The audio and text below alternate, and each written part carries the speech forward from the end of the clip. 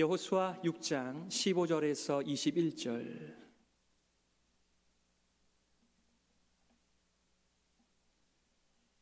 우리 다 같이 한 목소리로 15절부터 21절까지를 봉독하겠습니다. 다 같이요. 제7일 새벽에 그들이 일찍 일어나서 여전한 방식으로 성을 7번 도니 성을 7번 돌기는 그날뿐이었더라. 7번째에 제사장들이 나팔을 불 때에 여호수아가 백성에게 이르되 외치라, 여호와께서 너희에게 이 성을 주셨느니라. 이 성과 그 가운데 모든 물건은 여호와께 바치되 기생 라합과 무릇 그 집에 동거하는 자는 살리라. 이는 그가 우리의 보낸 사자를 숨겼음이니라. 너희는 바칠 물건을 스스로 삼가라. 너희가 그것을 바친 후에 그 바친 어느 것이든지 취하면 이스라엘 진으로 받침이 되어 화를 당케 할까 두려워하노라. 은금과 동철 기구들은 다 여호와께 구별된 것이니 그것을 여호와의 곳간에 드릴지니라. 이에 백성은 외치고 제사장들은 나팔을 불매 백성이 나팔 소리를 듣는 동시에 크게 소리질러 외치니 성벽이 무너져 내린지라.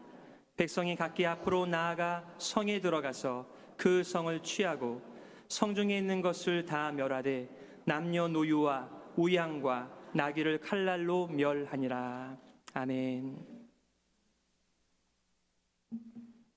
함께 봉독한 말씀 가지고 여리고 성이 무너짐이란 제목 가지고 말씀 증거하겠습니다.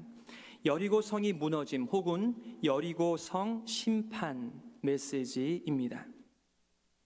여호수아 전체의 주제를 간단하게 여러분들에게 요약해드리면 요단강을 건너라라는 메시지, 그리고 건너가 그 요단강에서 주어지는 가나안 땅을 정복하라는 메시지, 그리고 정복한 그 땅을 하나님의 약속대로 분배하라는 메시지와 그 땅에서 하나님을 예배하라, 하나님만 예배하라는 메시지가 전체 여호수아 메시지라고 우리는 함께 나누었습니다.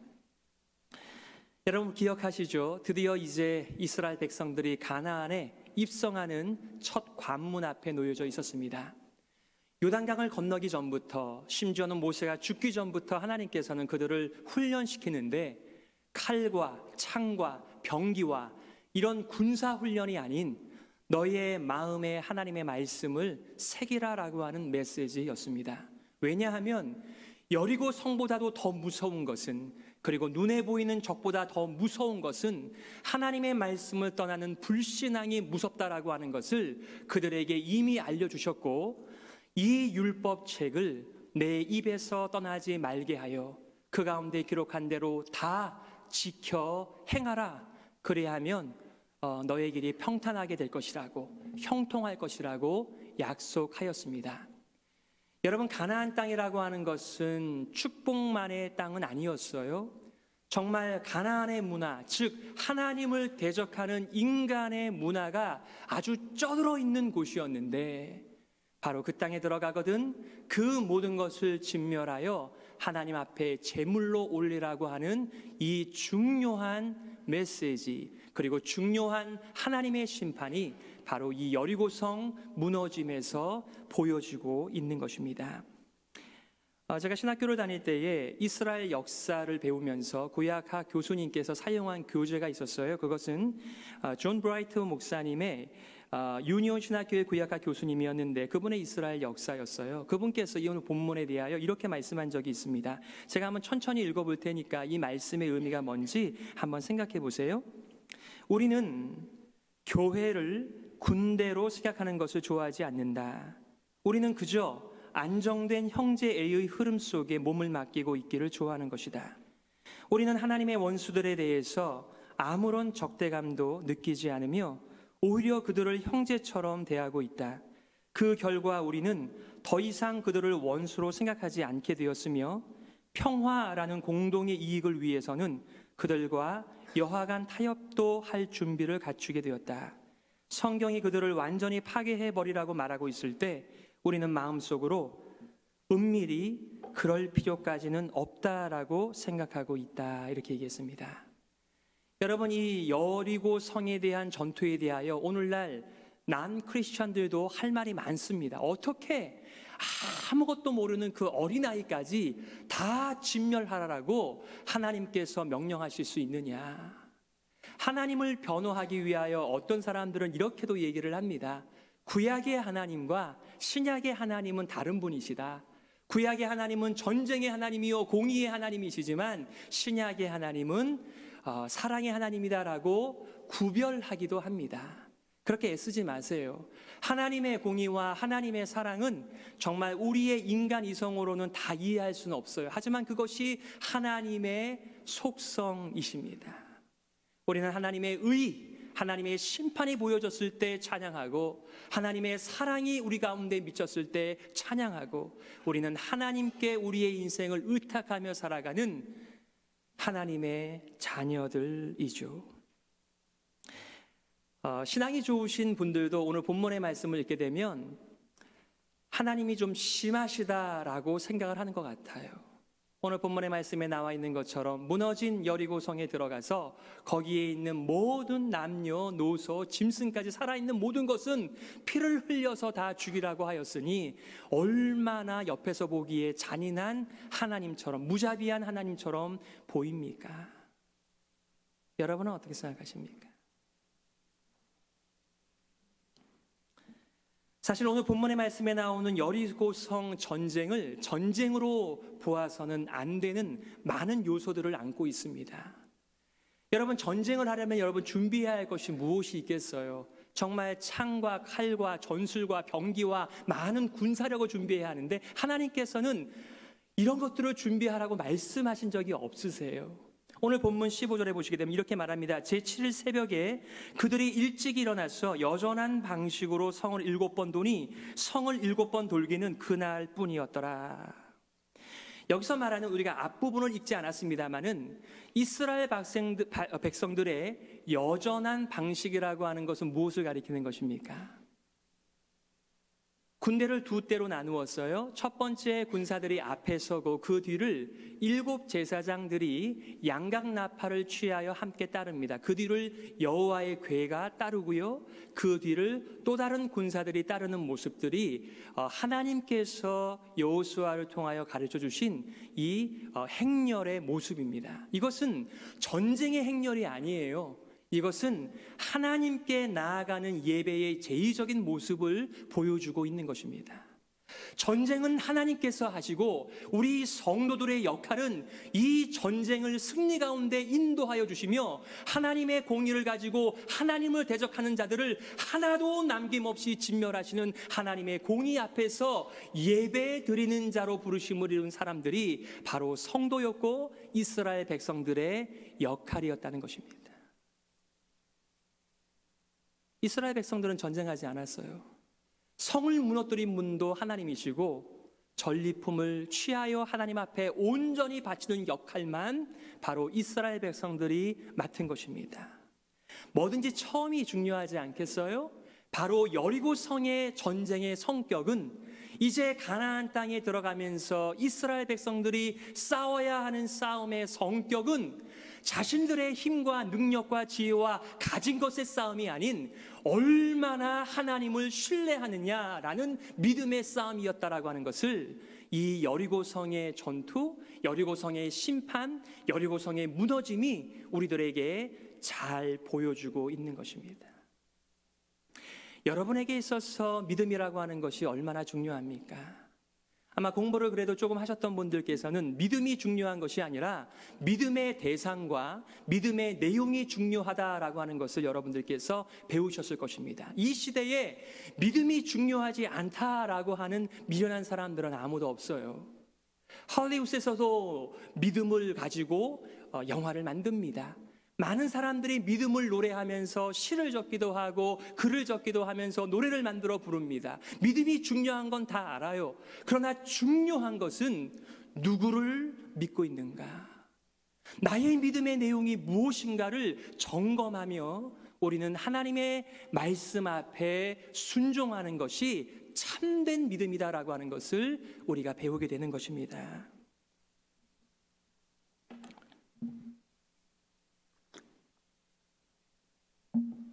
여러분 한번 생각해 보시기를 바랍니다. 하나님께서 여호수아를 통해 주신 이 전쟁의 방법 혹은 여리고성을 접수하는 이 방법에 대해서 실제로 이스라엘 백성들은 어떻게 생각했을까요?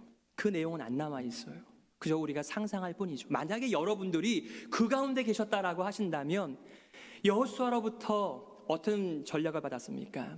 행렬을 이렇게 하나님의 명하신 대로 지은 다음에 매일 아침마다 새벽마다 여리고성 주변을 한 바퀴씩 도는 거예요. 6일 동안 한 바퀴씩 돌고 마지막 7째 날에는 7바퀴를 돌래요. 그때에 아무 말도 하지 말래요. 그리고 준비된 제사장들이 준비한 양강나팔을 부는 것이 전부예요. 그리고 이 마지막 날에 7바퀴를 다 돈 다음에는 그때 여호수아가 외쳐라 라고 하면 그때야 외치라는 것입니다. 그것이 전부예요. 아무리 모세가 죽었다고 하더라도, 여호수아가 전략과 전술과 힘이 없다고 하더라도 이건 너무한 방법이 아니겠습니까? 어쩌면 만약에 그들이 첫째 날 여리고성을 한 바퀴 돌았는데 벽돌이 한두 개 떨어졌어요. 그러면 그들의 마음 가운데 우리가 이렇게 믿음으로 여리고성을 돌면 벽돌이 떨어지기 시작하는구나, 그렇게 생각을 하며 믿음이 견고해졌을지도 모르겠어요. 여러분 아시는 것처럼 하루, 이틀, 6일, 7째 날까지 다 돌았는데 아무 일도 벌어지지 않아요. 여호수아의 명령대로 외쳤을 때 하나님께서 그 성을 무너뜨리는 거예요. 손도 대지 않았습니다. 함성을 질러서 무너뜨린 것도 아니었습니다. 어떤 분들은 이 군사들의 혹은 이스라엘 백성들의 이 진동 혹은 이 목청에 의해서 뭐가 이렇게 파장이 나오면서 무너졌다 이렇게 해석을 하려고 애를 쓰시는 분들도 계세요. 여러분, 인간의 목청 가지고 무너뜨리는 것도 대단한 기적이죠. 하나님께서 힘주셔서 목소리 커진다라고 한다면 그럴 수도 있겠으나 이것은 전적으로 이스라엘 백성들이 여리고성이 무너지는 데에 있어서는 아무것도 한 것이 없다라고 하는 전적인 하나님의 전쟁이며 그분의 심판이라고 하는 것을 드러내주는 대표적인 사건이죠. 많은 사람들이 자신의 힘과 능력과 재주를 가지고 하나님을 섬기겠다라고 합니다. 물론 우리가 하나님의 성령을 받고 하나님의 성령이 베풀어 주시는 그 은혜와 은사를 따라 교회를 섬기는 것은 잘하는 것입니다. 거기까지예요. 사람들의 은사를 비교할 것도 없고요. 그것은 성령께서 교회의 필요를 따라서 자의적으로 주시는 것입니다. 그리고 은사라고 하는 것은 다른 사람들과 교회를 섬기라고 주신 것이지 고린도 교회 인사들처럼 비교하면서 사람들의 마음에 상처를 주라고 그런 것들을 주신 것이 아닙니다. 은사만 그런 것이 아닙니다. 예수 그리스도로 말미암아 은혜로 구원받은 모든 사람들은 자신이 받은 것들, 가지고 있는 것들은 다 은혜의 방식을 따라 해석하고 그것을 믿음으로 사용하는 것입니다. 하나님, 저는 하나님 앞에서 청지기에 불과합니다. 하나님의 것을 잘 맡아서 간수하며 주님의 몸된 교회를 위하여 사용하게 하여 주십시오. 이것이 성령의 충만하심을 입은 모든 사람들에게 들어오는 생각들이며 결단들인 것입니다. 그러나 성령이 떠나가시면, 성령의 충만함이 없으면 하나님의 주신 것을 가지고 싸우는 일에, 비교하는 일에 너가 크냐 내가 크냐 하는 일 때문에 오히려 교회가 어려움을 겪는 모습을 우리는 두고두고 보는 것입니다. 여러분, 이스라엘 백성들이 한 것은 아무것도 없어요. 하나님의 전쟁 앞에서 믿음을 발휘하여 하나님의 말씀께 순종하는 것이 이스라엘 백성뿐만 아니라 우리 모든 신약의 백성들도 동일하게 해야 하는 일임을 커다란 메시지로 여호수아가 우리들에게 외치고 있는 것입니다. 저는 우리 성도들께서 이 메시지를 들을 수 있는 귀와 눈과 이것을 붙들 수 있는 믿음의 손이 있었으면 좋겠어요.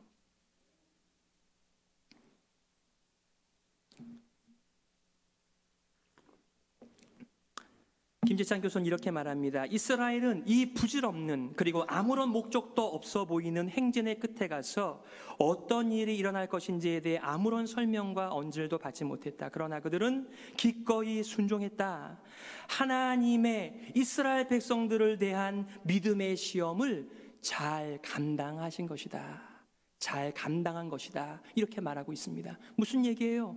그들이 매일같이 말도 안 되는 그 명령 앞에서 그 여리고성을 한 바퀴 돌고 그 다음 날도 한 바퀴 돌고 그 다음 날도 한 바퀴 돈 것은 바로 하나님을 향한, 그리고 하나님의 말씀에 대한 헌신이요 충성이요 순종의 일이었다라고 말을 하는 거예요.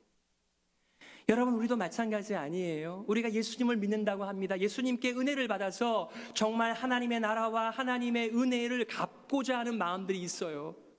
그러나 우리의 인생 가운데 정말 대단한 일, 놀라운 일이 여러분의 삶 가운데 날마다 찾아오십니까? 잘 보이지 않아요. 그러나 우리는 하나님의 약속을 붙들고 오늘도 여리고성 도는 일을 아무런 일도 벌어지지 않지만 하나님의 약속이기에 붙들고 살아가는 이것이 하나님께서 교회를 향하여 주시는 메시지라는 것입니다. 저와 여러분의 삶 가운데 얼마나 우리가 많은 것들을 결심합니까? 여러분, 이 세대는요, 인간들을 향하여 히어로, 영웅이라고 얘기해요. 인간들을 향하여서 He's great. 얼마나 사람들을 부추기면서 사람들을 영웅과 구원자의 자리에 놓는지 모릅니다. 그러나 여러분들께서 가만히 보세요. 인간들의 영웅의 뒷면을 보십시오. 그 추악하고 탐욕스럽고 약한 지도자의 모습을 보면서 저와 여러분들이 깨닫는 것이 무엇입니까? 맞습니다. 우리는 그저 하나님을 의지하고 하나님의 자비와 긍휼이 아니면 정말 우리가 한숨조차도 쉴 수 없는 작은 존재입니다. 하나님의 말씀을 붙들고 하나님께 순종하는 이 일을 제 인생의 가장 중요한 일로 알아 제가 믿음을 떠나지 않게 하여 주십시오. 이것이 교회의 기도 제목이 되어야 될 줄 믿습니다. 여러분, 너무 놀라운 일을 하려고 하지 마세요. 너무 놀라운 일을 하면요, 여러분도 놀라고 다른 사람도 놀라면서 제명에 못 살아요. 우리는 하나님께서 우리들에게 주신 믿음의 여정을 벽돌 하나 떨어지지 않지만 하나님의 말씀이기 때문에 믿음의 손으로 붙들고 이 길을 가는 것입니다. 그리고 그런 사람들이 약해질 때 그 사람들을 북돋아주는 것이 교회의 사명이 아니에요? 오늘날 세상과 똑같이 교회도 브랜드로 교회 이름을 삼고 살아갑니다. 나 어느 교회 다녀? 우리 교회 이렇게 훌륭한 사람들 많어. 그래서 뭐요? 그 훌륭한 사람들도 다 죽어요. 영원한 것이 아무것도 없어요.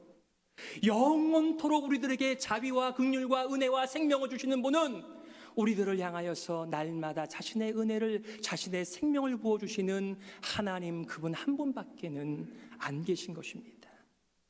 우리가 그 하나님을 뵐 때마다 이와 같이 찬양하면서 기도하면서 우리의 인생과 염려와 근심과 우리의 기도 제목을 그분 한 분에게 맡기면서 살아가는 것을 하나님께서 기뻐하시는 거예요. 그래서 뭐라고 말합니까? 믿음이 없이는 하나님을 기쁘시게 할 수 없나니 하나님께 나오는 자는 반드시 그가 계신 것과 또한 그가 자기를 찾는 자들에게 상 주시는 이심을 믿어야 할지니라. 믿음이 제일 중요한 거예요. 저는 어렸을 때 교회 올 때 준비물은요, 빳빳한 헌금 지폐를 가지고 오는 것이 저의 교회를 오는 전부였다라고 생각했었어요. 근데 살고 보니까 그거는 별거 아닌 것 같았어요. 정말 중요한 것은 믿음을 준비하는 것이고 하나님의 말씀을 붙드는 손이고 그런 마음이고 그리고 그 말씀에 순종하는 것인데 제가 정말 준비해야 될 것은 준비하지 않고 그런 것들만 준비해 놓고 내가 잘 준비했다. 부모님이 마련해 주신 깨끗한 옷, 그리고 주모님께서 주시는 헌금, 그리고 부모님께서 만들어 주신 책가방, 성경 공부, 노트, 이런 것들이 제가 준비하는 전부였어요. 그러나 성경을 보니 정말 중요한 것은 하나님의 약속이 잘 내 눈에 보이지 않아요. 하나님의 음성이 들리지 않아요. 6일 후에 7일 후에 어떤 일이 벌어질지 몰라요. 그러나 하나님의 말씀 앞에서 그 말씀에 순종하는 이 믿음이 오늘날 신약 백성들인 우리 교회에도 필요하다는 메시지죠. 10절부터 보시게 되면 여리고 정복 후에 주의사항들이 나옵니다. 이건 좀 어려운 신학적인 개념인데 여러분 꼭 아실 필요가 있어요. 제가 한번 읽어드리죠. 17절 초반부에 이렇게 시작되죠. 이 성과 그 가운데 모든 물건은 여호와께 바치되 그랬어요. 이 전쟁은 하나님께 올려드리는 예배요, 제사요, 제물이었다라고 하는 것을 말해주고 있어요. 그러고 나서 18절에 이렇게 말합니다. 너희는 바칠 물건을 스스로 삼가라. 너희가 그것을 바친 후에 그 바친 어느 것이든지 취하면 이스라엘 진으로 바침이 되어 화를 당케 할까 두려워하노라. 다른 말로 하면 이런 것입니다. 하나님께 다 바치는 제물이었는데 어떤 사람이 욕심을 내서 바쳐진 하나님의 제물에 조금 손을 대서 숨겨놓게 되면 이스라엘 전체가 다 그 일 때문에 화를 당하게 될 것이다 라고 경고하시는 거예요. 여러분, 사도행전을 기억하고 계십니까? 성령님의 강림으로 시작된 신약 교회에서 바깥에서 핍박이라고 하는 바람이 붑니다. 그런데 안쪽에서부터 어떤 바람이 불죠? 아나니아와 삽비라고 하는 사람이 자신의 재산을 하나님께 바쳐놓고 다른 사람이 모르게 자기의 것인데도 불구하고 살짝 숨겨두었어요. 베드로가 뭐라고 말합니까? 너가 하나님을 속였다. 너가 성령님을 속였다. 처음부터 이게 네 거였다. 안 바쳐도 된다. 많은 사람들이 마음보다는 재물과 가진 것과 보이는 것이 중요하다라고 말하지만 성경은 그렇게 말씀하시지 않아요. 그거 처음부터 너의 것이었고 그거 안 바쳐도 괜찮다. 내가 재물이 필요한 것도 아니다라고 말씀하시는데 사람들은 재물을 바치면서 마음을 도적질하고 있는 거죠. 이 전쟁은, 이 심판은, 이 제사와 예배는 온 정성을 다하여 모든 것을 바치는 그런 전쟁 혹은 하나님의 심판, 그런 예배였다는 것입니다. 그래서 뭐라고 말합니까? 19절에 은금과 동철 기구들은 다 여호와께 구별될 것이니 그것을 여호와의 곳간에 드릴지니라. 21절 성중에 있는 것을 다 멸하되 남녀노유와 우양과 나귀를 칼날로 멸하니라. 하나님의 말씀 앞에 도저히 그들의 이성과 경험으로는 이해가 가지 않지만 그들은 믿음을 가지고 순종을 하였던 것입니다. 여러분 기억나세요? 이스라엘의 첫 번째 왕 사울 왕이 사무엘을 보내어 아말렉을 전부 다 진멸하라고 했는데 그가 어떻게 했어요? 왕을 살려두었습니다. 양질의 좋은 짐승들을 살려놓았습니다. 그때 사무엘이 책망합니다. 왜 하나님의 말씀에 순종하지 않았는가? 아니라고. 하나님께 좋은 예배 드리려고 그랬다. 하나님께 제사 드리려고 그렇게 했다. 우리의 마음을 좀 알아달라 라고 말하지만 하나님의 말씀을 버린 당신은 하나님으로부터 버림을 받게 될 것이요 라고 말하면서 그 유명한 얘기 나오잖아요. 무슨 얘기입니까? 사무엘이 가로되 여호와께서 번제와 다른 제사를 그 목소리 순종하는 것을 좋아하심같이 좋아하시겠나이까? 순종이 제사보다 낫고 듣는 것이 수양의 기름보다 나으니. 오늘날 이 시대의 교회의 예배가 추구하는 것이 무엇입니까? 정말 그들은 믿음을 준비하고 순종을 준비하였다가 하나님의 말씀이 우리의 삶과 귀를 터치해 주실 때에 맞습니다. 제가 주님의 말씀께 순종하겠나이다 이 결심을 하고 돌아가시나요? 아니면 오늘 내가 예배를 잘 드렸기 때문에 이제 남은 생에는 내 마음껏 살아도 되겠다. 여러분이 마음대로 생각하고 마음대로 말하고 마음대로 행동한다면 우리는 참된 예배를 드리지 못했다는 그런 증거들을 가지고 살아가는 거예요. 기억하세요. 하나님께 예배가 모자란 것이 아니고요. 믿음의 순종과 예배자들이 없다는 것이 어쩌면 오늘날의 비극인지도 모르겠어요.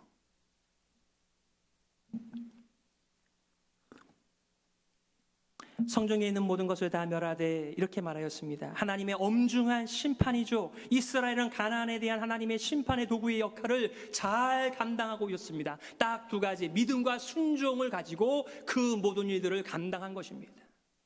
그 땅은 이스라엘 땅이 아니에요. 하나님의 땅이에요. 가나안 사람들의 것도 아니에요. 우리들은 오늘날의 윤리와 도덕의 관점에서 그것을 보죠. 왜 남의 땅을 그렇게 쫓아내요? 자기 백성에게 나눠주는가? 정말 그게 남의 땅이에요. 하나님 거예요.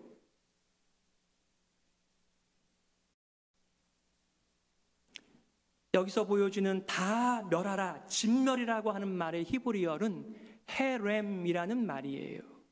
그 말을 다른 또 본문에서는 선물이라고도 번역을 했어요. 왜냐하면 그것은 하나님 앞에 바쳐지는 제물이라고 하는 의미 속에서 선물이라고도 번역이 되면서 진멸이라고 하는 말을 함께 쓴 거예요.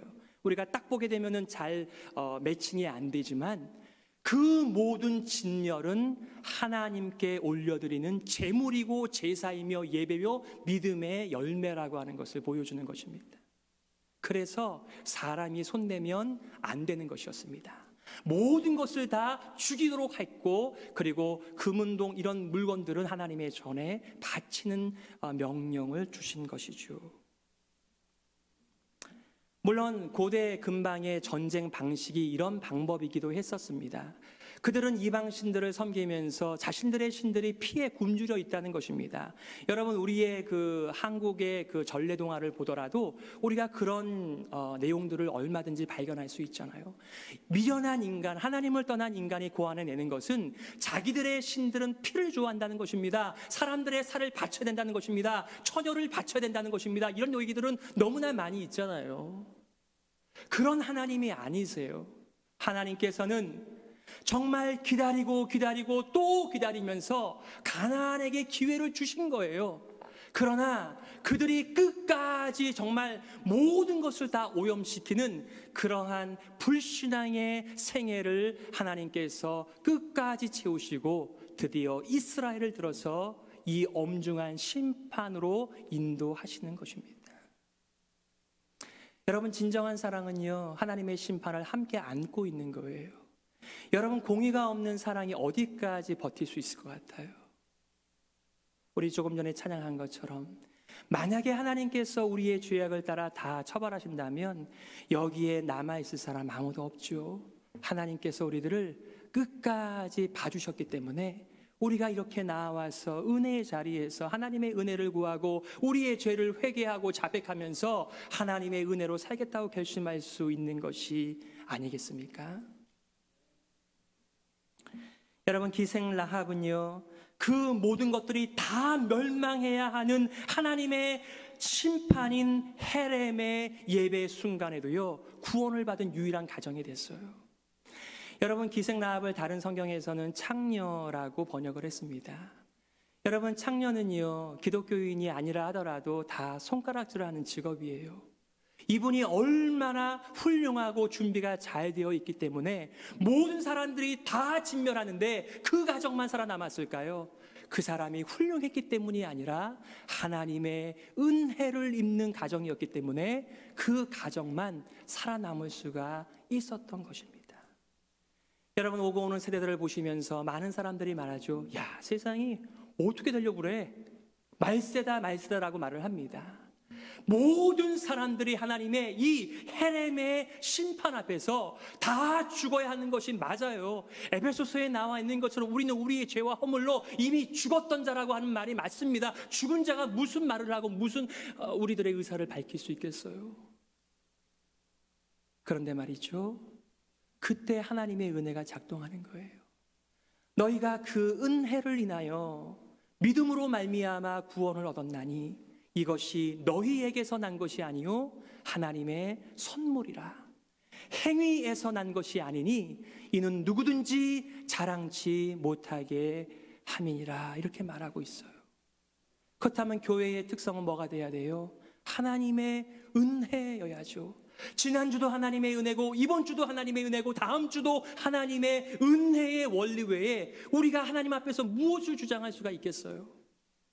그런데 하나님의 은혜를 마저 마치 자신의 힘으로 얻은 것처럼 하나님의 은혜조차도 자기의 의로 바꾸는 이런 이상한 불신앙들이 사람들의 약한 마음을 치고 들어온다는 것입니다.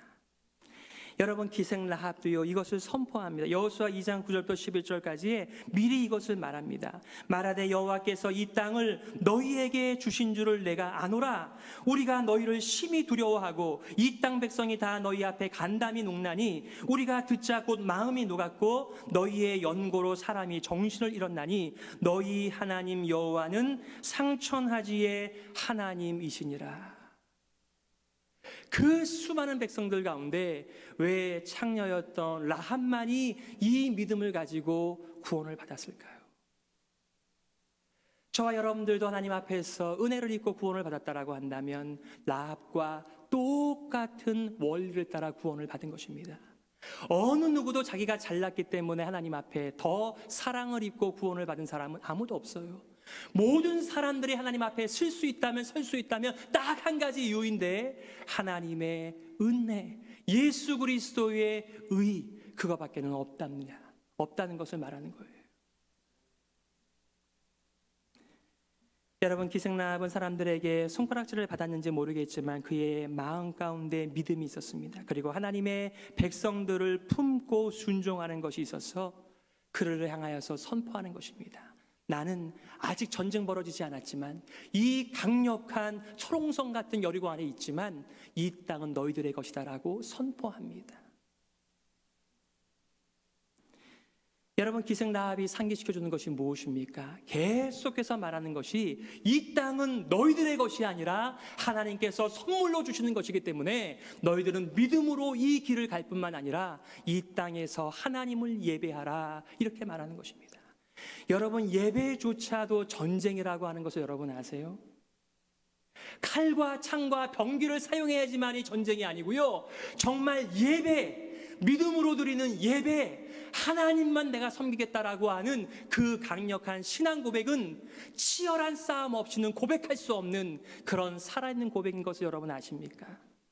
마음만 먹는다고 하나님 앞에 예배드릴 수 있는 것 아니고요, 정말 수많은 우상들을 내려놓고 그 많은 불신앙들을 대적하면서 하나님만 믿는 그 믿음을 가지고 여리고를 도는 이 이스라엘 백성들처럼 아무 일도 일어나지 않지만 하나님께서 이렇게 해주시면 얼마나 좋겠어요. 못된 사람은 바로 벌을 주시고 천둥을 쳐주시고 착한 사람은 하늘에서 빛이 내려온다면 얼마나 그것이 믿음을 따라 살아가기가 좋겠어요. 근데 성경은 뭐라 그러죠? 악인과 선인에게 함께 해가 비치며 함께 비가 내리는데 그걸 어떻게 구별을 하겠어요? 믿음의 삶이라고 하는 것은 아무런 일이 일어나지 않아도 하나님의 약속의 말씀을 붙들고 그 길을 걸어가는 것, 그것을 성경은 믿음의 길이라고 말씀해 주시는 거예요. 저는 여러분들께서 세상에서 말하는 위대하고 대단한 일을 꿈꾸지 않기를 바라고요, 여러분이 위대한 일을 하는 것이 아니라 하나님의 위대한 일 앞에서 온전히 순종하는 그리스도인으로 살기를 기대한다는 거예요. 말씀을 정리하면서 여러분들과 두 가지를 적용하고 싶습니다. 첫 번째는 성도의 삶은 하나님의 거룩한 전쟁으로의 부르심이라고 하는 것을 잊지 마세요. 우리는 잔치집에 부르심을 입은 것도 아니고요, 오직 하나님의 복음을 가지고 내 자신과 싸우며 이 세상과 싸우며 사탄과 더불어 싸우면서 하나님의 복음을 위하여 살아가는 믿음의 여정으로 부르심을 입은 순례자라고 하는 것을 잊지 마세요. 만약에 이 땅이 여러분의 안식할 땅이라고 착각하는 그 순간부터 우리는 전의를 상실한 채 그리스도 예수의 군사가 아닌 하나님의 은혜만 누리려고 하는 이상한 기독교의 산물이 되어지고 말 것입니다. 그래서 좀 깨어있는 교회가 늘상 말하는 것은 믿음이라고 하는 것은 기복주의가 아닙니다. 실패 없이 다 잘 되는 거, 건강한 거, 이것만이 아닙니다라고 외치는 이유가 거기에 있는 것입니다. 조엘 오스틴이 얼마나 많은 영향력을 가지고 있습니까? 그러나 깨어있는 교회는 그곳은 절대로 가서도 안 되고 그런 메시지를 들어서도 안 된다라고 말하지 않습니까? 그 이유가 뭐예요? 복음은 우리들에게 그리스도 예수의 복음을 위한 싸움으로의 초대이기 때문에 그런 것입니다. 여러분, 히브리서에서도 무엇이라고 말합니까? 우리들에게 계속해서 믿음의 싸움을 싸우라고, 믿음에서 멀어지지 말라고 말해줍니다. 에베소서를 통해서 이렇게 말합니다. 마귀의 괴계를 능히 대적하기 위하여 하나님의 전신갑주를 입으라. 우리의 씨름은 혈과 육에 대한 것이 아니요 정사와 권세와 이 어두움의 세상 주관자들과 하늘에 있는 악의 영들에게 대함이라. 그러므로 하나님의 전신갑주를 취하라. 이는 악한 날에 너희가 능히 대적하고 모든 일을 행한 후에 서기 위함이라. 여러분 서 계십니까? 우리 찬양대의 찬양처럼 말씀 위에 굳게 서서 여러분 복음을 위한 인생을 살아가고 계십니까? 그것은 아무런 일들이 벌어지지 않아도 여전히 하나님의 말씀을 붙들고 하루를 살아내는 삶, 바로 그것이 믿음의 삶이라고 하는 것을 잊지 마세요. 두 번째는 하나님의 거룩한 전쟁에서 요구되는 것은 믿음과 순종입니다. The obedience of faith. 믿음의 순종, 이것은 함께 가는 것입니다. 여러분, 아브라함이 순종했기 때문에 의를 받은 거예요? 아니면 믿었기 때문에 의를 받은 거예요? 여러분, 아브라함이 하나님을 믿어서 의를 받았는데 그 의가 그로 하여금 이삭을 바치게 한 순종이 함께 간 거예요.